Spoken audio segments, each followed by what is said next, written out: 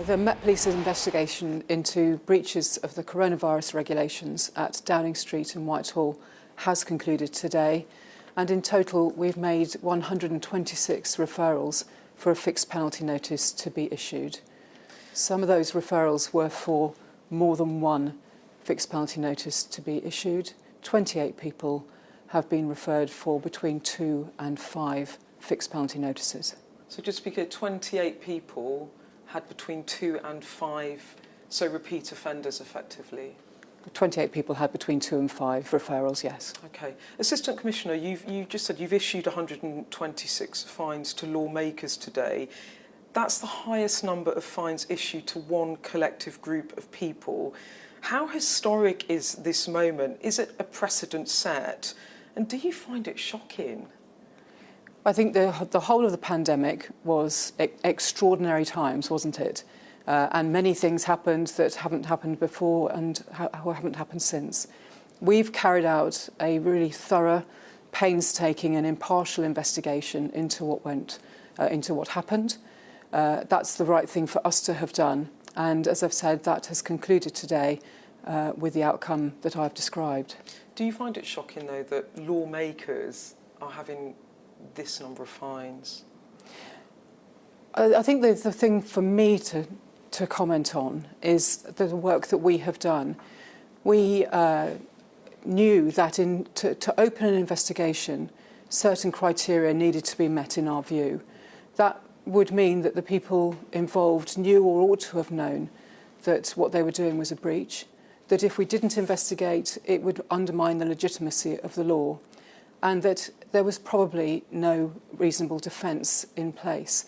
So those criteria we applied, and that's what led us to start the investigation that we did start. And today, that investigation has concluded.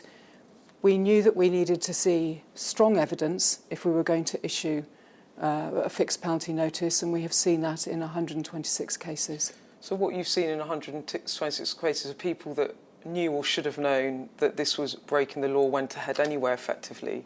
Well, to issue an FPN, you would need strong evidence that a breach had occurred. The criteria that I just described relate to opening the investigation at the start. And Assistant Commissioner, your criteria for launching the investigation, as you said, was that not doing so would significantly undermine the legitimacy of the law. In your eyes, issuing these fines to those people who made the laws in itself has undermined the legitimacy of those laws. Do you agree with that? That's not for me to comment on. The things that I am here to tell you about is how we went about our investigation and the conclusions that we have reached. Were you surprised about the level of fixed penalty notices, given that these people did write the laws? Because I was surprised. Are you? I think a number of people, members of the public, have been both surprised and concerned at what they have heard, and I'm sure they will be surprised and concerned about the outcome of our investigation. But we've followed a very thorough, impartial investigation.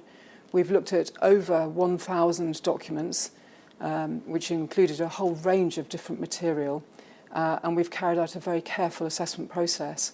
And that's reached the conclusions that it's reached. And Assistant Commissioner, you said at the beginning that these were extraordinary times, the pandemic, an unprecedented situation, and we've ended up in this place. Have you ever done anything like this before in terms of an investigation that has hit so closely on the people that actually make laws? We have carried out various investigations in the past into all sorts of different people, and the Metropolitan Police, like all police services, will always if we're called on, we'll always do those sorts of investigations, and we'll do them impartially.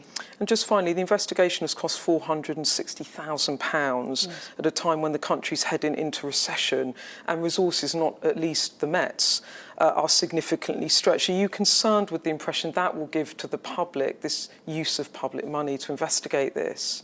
Well, as I've said, I think the public were very concerned about what they had seen, and I know that they wanted that to be investigated. In order to carry out the investigation with the thoroughness that was right, those are the costs that have been incurred. That includes the costs of a full-time team of 12, both their normal costs and their overtime, various support that was given into the investigation and those involved in the assessment processes. So it covers quite a wide range of activity. And just finally, as a senior police officer in this country, you talked about people being concerned about what they'd seen. Were you personally concerned about what you uncovered? As I've said, I know that there was a great deal of public concern about this. It is my role and my officer's role to carry out that investigation and to do so impartially, and that's what we've done. And just one more thing, was everyone cooperative, fully cooperative? Yes, they were. OK, thank you so much. Thank you, Assistant Commissioner. Thank you.